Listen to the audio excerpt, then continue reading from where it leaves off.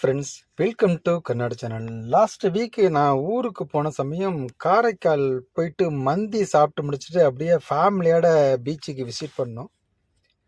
ரொம்ப நாள் கழிச்சு காரைக்காலுக்கு போகும்போது என்னமோ புதுசாக ஒரு லொக்கேஷனுக்கு வந்த மாதிரி நம்மளுக்கு ஒரு ஃபீலாக உணுச்சு. ஏன்டா சென்னையில் எல்லா பீச்சுமே ரொம்ப பரபரப்பாக செம்ம க்ரௌடாக இருக்கும். கம்பேரிங் டு சென்னை இங்கே அந்தளவுக்கு க்ரௌடு இல்லாக்கட்டியும் காரைக்கால் பீச் எப்போதுமே பிஸியாக இருக்கிற ஒரு லொக்கேஷன். அது மாதிரி ரொம்ப க்ளீனாகவும் இருக்கும்.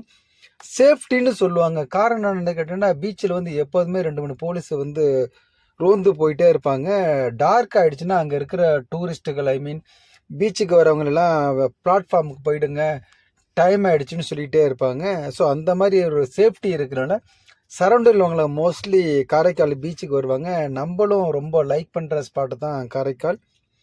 இப்போ நம்ம நிற்கிற இடம் பார்த்தீங்கன்னா ஒரு கார்னர் களிமுகம்னு சொல்லுவாங்க. கடற்கு மீன் பிடிக்க போன போட்லாம் திருப்பி ஹார்பருக்கு உள்ளர வர ஒரு இடத்துல தான் நின்றுக்கிட்டு இருக்கோம். நீங்கள் கூட பார்த்துருப்பீங்க, ஒரு சின்ன போட் கடல்லேருந்து மீன் பிடிச்சிட்டு கரைக்கு போயிட்டு இருக்குது. இருந்து கொஞ்சம் தூரம் முன்னாடி பறந்து விருந்த பெரிய பிளாட்ஃபார்ம் இருக்கும். பிளாட்ஃபார்ம் ஃபுல்லாக லைட்டிங்லாம் வச்சு வேறு லெவலில் இருக்கும். ஒரு 8 o'clockலாம் பார்க்கும்போது காரைக்கால் பீச்சோட லுக்கே செம்ம சூப்பராக இருக்கும். இங்கே ஏகப்பட்ட கிட்ஸுகள் ஃபேமிலிகள்லாம் ரெகுலராக வர முடியும். என்ன காரணம்னு கேட்டிங்கன்னா, ஒரு 2 வருஷத்துக்கு முன்னாடி இங்கே எக்ஸ்போ வச்சு நல்ல ரெஸ்பான்ஸ் இருந்தாலும் அதை அப்படியே பர்மனெண்ட்டாக போட்டாங்க. எப்போ பார்த்தாலுமே எக்ஸ்போ எல்இடிலாம் போட்டு மக்கள் அப்படியே கவர் பண்ணுவாங்க. கிட்ஸுகள்லாம் வந்தால் என்ஜாய் பண்ணுற மாதிரி கிட்ஸு ரைடெல்லாம் இருக்கும். பார்க்குறதுக்கு நல்லாயிருக்கும்.